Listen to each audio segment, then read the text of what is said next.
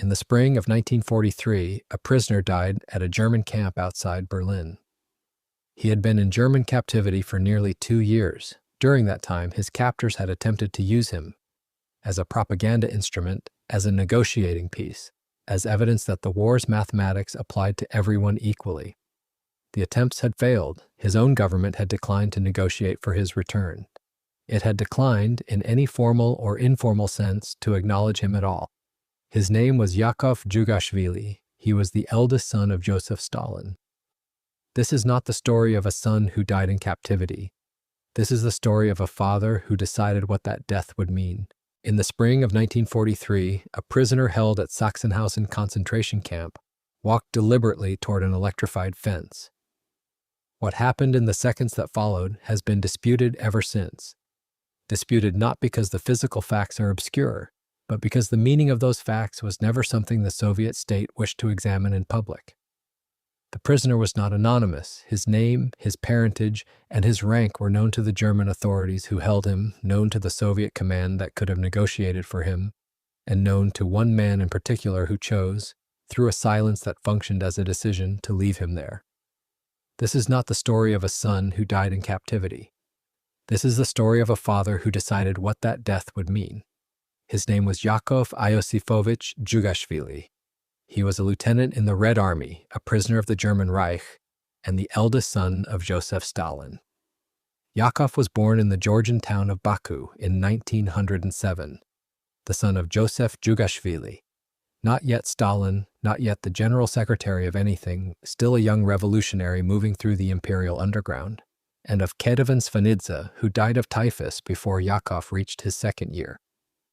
The death of Ketevan left an infant in the care of her family in Georgia and left Joseph free to continue his work, his arrests, his exiles, and his eventual ascent, largely unencumbered by the child he had fathered. This is the first fact worth establishing. Yakov did not grow up in his father's house. He grew up in Georgia, raised by his maternal aunt, while the man who would become one of the most powerful figures in 20th century history proceeded through the machinery of revolution without him. The early years between father and son were not estrangement in the ordinary sense. Estrangement implies a prior connection that has been severed. What existed between them was something closer to absence, a relationship that had not yet formed at an age when such things are formed. Yakov was not brought to Moscow until he was approximately 14 years old. By that point, Joseph Dzhugashvili had become Stalin, had survived imprisonment and exile, had married a second time, and had built around himself the structures of a life in which Yakov was not a feature. The reunion, if it can be called that, did not resolve what the years of absence had created. Those who observed the relationship in its early Moscow years described it in terms of mutual unfamiliarity rather than warmth or hostility. Two people who shared blood and very little else, trying to establish what the terms of their relationship would be. What followed in those early years was not encouraging. Yakov attempted to take his own life in the late 1920s. The precise circumstances disputed, but the act itself documented. Stalin's reported response, filtered through accounts given by those who were present and shaped by decades of retrospective telling, was something close to dismissal. That a son's despair could be met with contempt rather than concern tells the observer something about the emotional architecture of the man, but it also tells the observer something about the position Yakov occupied. Present, acknowledged, and simultaneously treated as a complication rather than a person. He was not, however, without a life of his own. Yakov married, had a daughter named Galina, pursued an education in engineering, and moved through the world adjacent to Soviet power without being absorbed by it in the way that proximity to Stalin typically absorbed people. He was not a political figure. He did not hold a party position of consequence. He existed in the strange middle distance between the ordinary and the extraordinary. A man whose father happened to be building a totalitarian state, who nonetheless maintained something resembling a private life, a household, a set of concerns that were not reducible to his parentage. The German invasion in June of 1941 collapsed that middle distance entirely. Yakov entered the Red Army after Operation Barbarossa began, serving as a lieutenant in an artillery unit. The detail of his rank matters. He was not protected, not assigned to a rear position, not insulated from the catastrophic early weeks of the Soviet collapse on the Eastern Front. Whether this reflected a deliberate choice on his part, an institutional decision to avoid the appearance of favoritism, or simply the chaotic reality of a military being shattered and reorganized at speed, the record does not answer cleanly. What the record does show is that Yakov was captured in July of 1941, within weeks of the invasion's beginning. His unit was among the hundreds of thousands of Soviet soldiers taken prisoner in the encirclement battles of that summer, battles in which the Red Army's organizational disintegration was so complete that individual survival was a matter of proximity to luck as much as anything else. Yakov was among those who did not escape. He did not know at the moment of capture what his name would cost him. He did not know that within hours of his identification, German military intelligence would recognize who they had, that photographs would be taken and transmitted, that the apparatus of German propaganda would begin working out how a lieutenant named Dzhugashvili might be made useful. He was a soldier who had been overrun. That was the reality of his capture, as it was the reality of capture for hundreds of thousands of others on that front in that summer. The machinery that would distinguish his captivity from theirs was already in motion, operated by people who understood his value in terms he had spent most of his life trying to live around. Not as a person, but as a name. What Yakov did not know and could not have known was that his capture had already been transformed into something other than a military event. The moment his identity was confirmed, he ceased to be a prisoner of war in any ordinary sense. He became a problem of a different order entirely, one that would be managed not by the institutions that governed the treatment of captured soldiers, but by the political calculations of two governments, neither of which had any particular interest in his survival as a person. The German confirmation of Yakov's identity was swift and deliberate. Photographs were taken within days of his capture and transmitted through military intelligence channels to Berlin. The images showed a man who was visibly a prisoner, disheveled, contained, placed before the camera in circumstances that required no caption to communicate their meaning.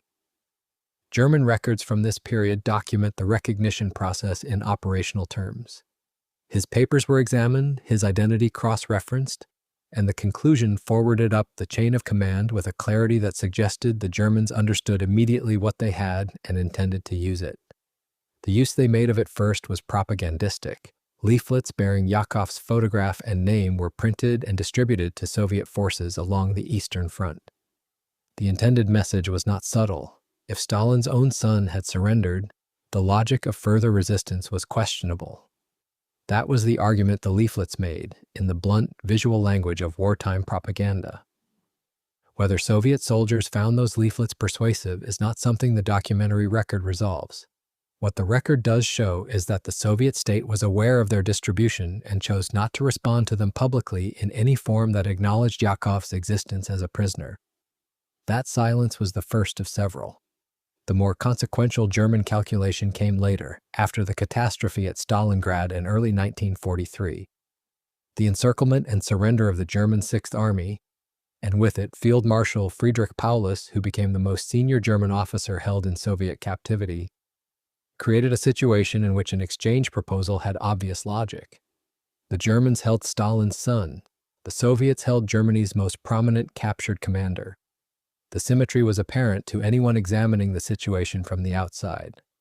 According to accounts that surfaced in the years after Stalin's death, a proposal was in fact transmitted through back channels. The precise mechanism is not fully established in the available record, suggesting the possibility of an exchange of Yakov for Paulus, or alternatively for a group of German officers whose release would have had its own symbolic value. The sourcing on these proposals is not uniform. Some accounts describe a formal communication, others suggest something more informal, a signal rather than a demand. What the various accounts agree on is that the Soviet side did not respond with a counter-proposal, a refusal, or any formal acknowledgement that a proposal had been received. This was not silence as an oversight, it was silence as a policy. Stalin's own reported words on the subject have passed through enough intermediary accounts that their precise form cannot be established with confidence. The version most frequently cited, that he would not trade a marshal for a soldier, appears in memoirs and retrospective accounts given by individuals who were not present at the moment of utterance. A variant in which he is reported to have said that he had no son held by the Germans functions differently. It does not refuse an exchange so much as deny the premise on which the exchange would rest. Whether either formulation was ever actually spoken in those words, or whether both represent a condensation of a more complex institutional response, the historical record does not fully answer. What the record does show with considerably more clarity is how Yakov conducted himself inside the German prisoner of war system during the period of his captivity. He did not cooperate with German propaganda efforts. This is documented in German internal records rather than Soviet ones, which gives it an evidentiary weight that Soviet-era accounts of Yakov's loyalty could not provide independently. German officers who attempted to use Yakov in filmed or photographed propaganda materials found him uncooperative, and the materials that exist from this period show a man who declined to perform the role the Germans had assigned him. He was, by the German military's own internal accounting, a difficult and unproductive prisoner from a propaganda standpoint. This matters for reasons the outline of the story does not always make explicit. The standard Soviet silence around Yakov carried an implicit accusation, or at minimum permitted one to form. A son held by the enemy, unacknowledged by his father, was vulnerable to the interpretation that his captivity was somehow voluntary, that his presence in German hands reflected a failure of loyalty rather than a misfortune of war. Yakov's actual conduct in captivity contradicted that interpretation directly. He behaved by any operational measure as a soldier who had not defected and did not intend to. The state that kept silent about him was not keeping silent because his conduct had been disloyal. It was keeping silent for reasons that had nothing to do with his conduct at all. He was held at Sachsenhausen concentration camp in the final months of his captivity, transferred there from the officer-prisoner of war system, in circumstances that reflected the Germans' recognition that Yakov was not going to be made useful, and that his continued survival served no immediate military purpose. The conditions at Sachsenhausen were not those of a military detention facility.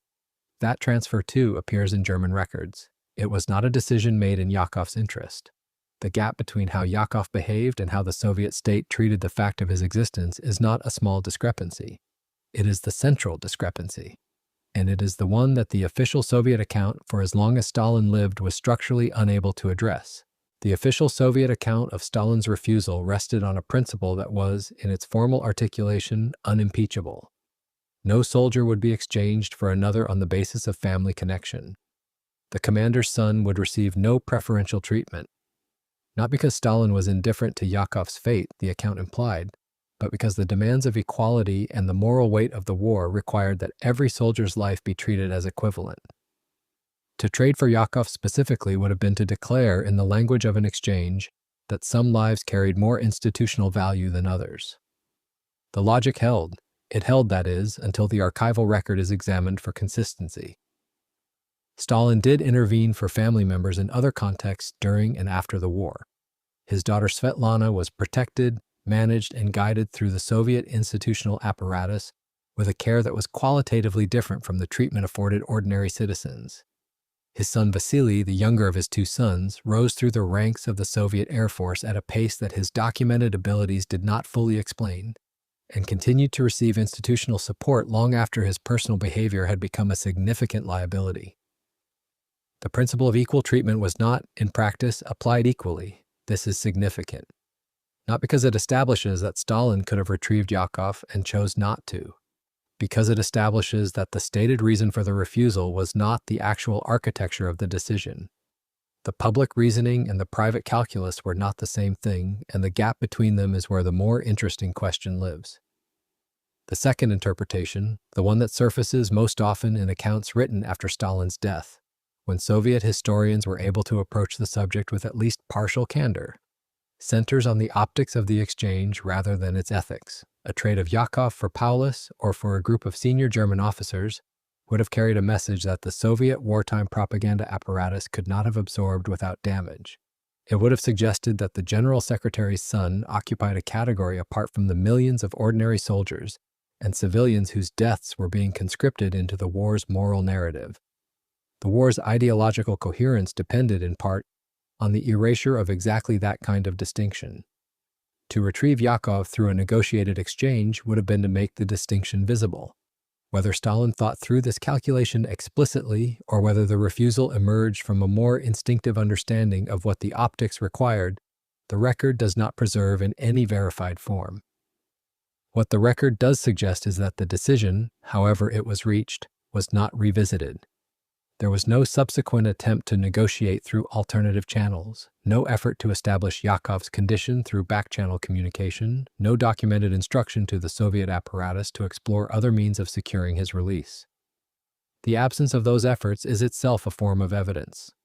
The third interpretation is the hardest to name and the most difficult to dismiss. It holds that the process of converting Yakov from a person into a symbol, a process that had begun the moment German intelligence photographed him and distributed his image across the Eastern Front, had by some point in his captivity been completed in Stalin's own understanding. Yakov, as a living individual who might be retrieved, existed alongside Yakov as a political fact, whose continued captivity served a function. The two were not entirely separable, and the evidence suggests that the second increasingly governed the space where the first had once resided.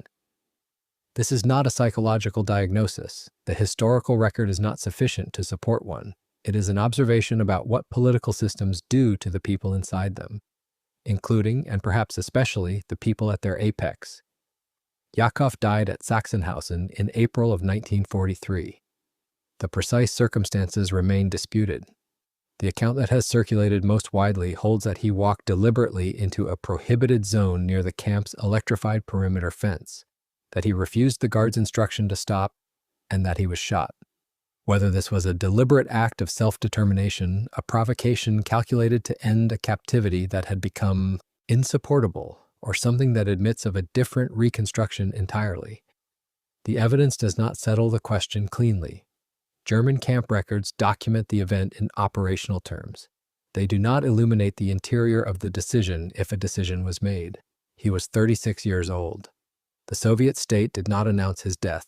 There was no public acknowledgement, no official mourning, no state funeral of any kind. The silence that had surrounded his captivity simply continued, unbroken, into the silence that followed his death.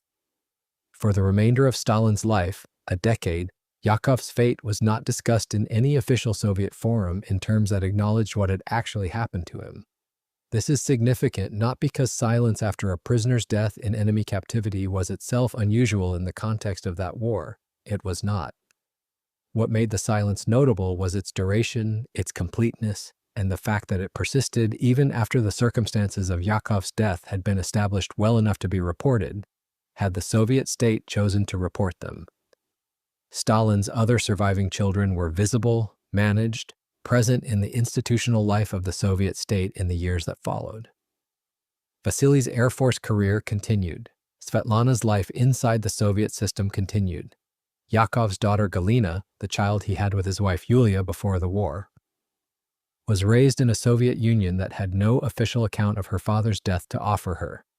The gap between Yakov's treatment and his siblings was not incidental, it was structural. And the structure it reflected had been built by the same decision that left him at Sachsenhausen in the first place. What Stalin said after learning of Yakov's death, if he said anything at all that was preserved in a form the historical record can verify, is not established with confidence.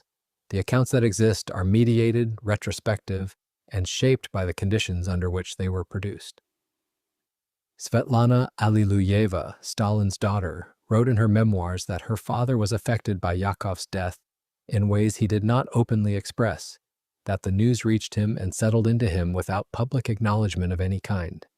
Her account was written after she had left the Soviet Union, under conditions that gave her both more freedom and more motive to construct a particular narrative of her father's interior life.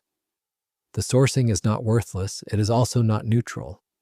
Other accounts, drawn from individuals who were present in Stalin's inner circle during the final years of the war, suggest something closer to continued silence. Not grief suppressed, but grief as a category that the political method Stalin had spent decades building left him structurally unable to perform. Whether the absence of expressed grief reflected the absence of felt grief, or simply the completion of a system that had long since subordinated private feeling to institutional requirement, the record cannot answer. That uncertainty is not false modesty about the limits of historical knowledge. It is the accurate description of what the documents actually provide. What the post-war record does show is how Soviet memory managed Yakov's place within the official account of the war. During Stalin's lifetime, that place was essentially non-existent. Yakov did not appear in the public commemorations, the official histories, or the institutional memory of the conflict in any form that acknowledged what had happened to him. His captivity, his conduct, his death, none of it entered the sanctioned narrative. He was neither a hero nor a traitor in the official account. He was absent, which in the architecture of Soviet public memory amounted to the same thing as never having existed. After Stalin's death in March of 1953, a partial and carefully managed rehabilitation began. Yakov was acknowledged, in Soviet accounts produced in the late 1950s and 1960s, as a soldier who had behaved loyally in captivity and whose death had occurred under circumstances that reflected well on him rather than badly. The acknowledgement was real. It was also limited in ways that reveal the continuing sensitivity of the subject. The exchange proposal was not discussed in Soviet public accounts during this period in terms that required examination of Stalin's decision. The rehabilitation restored Yakov to the record without requiring the record to address what the record most pressingly contained. This is significant, not because partial rehabilitation is unusual in the management of politically complicated historical figures, because the specific shape of the rehabilitation, what it restored and what it continued to omit, reflects the same institutional logic that produced the original silence. The system that had converted Yakov from a person into a symbol did not, after Stalin's death, fully reverse that conversion. It adjusted the valence of the symbol. The underlying operation remained. Yakov's daughter Galina grew up in the Soviet Union with a father who had been officially absent and then officially rehabilitated in terms that did not fully account for what had happened to him. What she understood of her father's captivity and death, and through what channels that understanding was transmitted to her, the available record does not detail. She was a child when he died. She inherited a story that no official Soviet institution had any interest in telling completely. Stalin himself died in March of 1953, approximately a decade after Yakov's death at Sachsenhausen. Whether he revisited the decision or the non-decision, the administrative silence that functioned as one, in the years between April of 1943 and his own death is not something the historical record preserves in any verified form. The question of what a man of that particular construction does with a loss he has, in some operational sense, chosen, is not one that documents answer. It is the kind of question that the absence of documents raises without resolving. What the full arc of the story does establish across the evidence that exists and the silences that surround it is something about the relationship between political systems and the people who lead them, or more precisely, about what those systems require their leaders to become in order to function. The conversion of Yakov from a person into a symbol was not an act of deliberate cruelty in the ordinary sense. It was the logical product of a system that had made the performance of ideological consistency a precondition of legitimate authority. Once that performance had been established as the governing requirement, the existence of a son in enemy captivity became a problem to be managed rather than a person to be retrieved. The specific cruelty of Yakov's situation, and it was a specific cruelty, whatever interpretive frame one applies to the refusal, lay in the gap between his conduct and his treatment. He behaved as a loyal soldier. He did not cooperate with the propaganda apparatus that held him. He did not defect, did not perform, did not provide the Germans with the material they had captured him hoping to extract. By every operational measure available to the historical record, he was what the Soviet war required its soldiers to be. The state that required that of him did not acknowledge it while he lived, did not announce his death when he died, and did not fully account for him until a decade after his father's death, by which point the accounting served purposes of its own.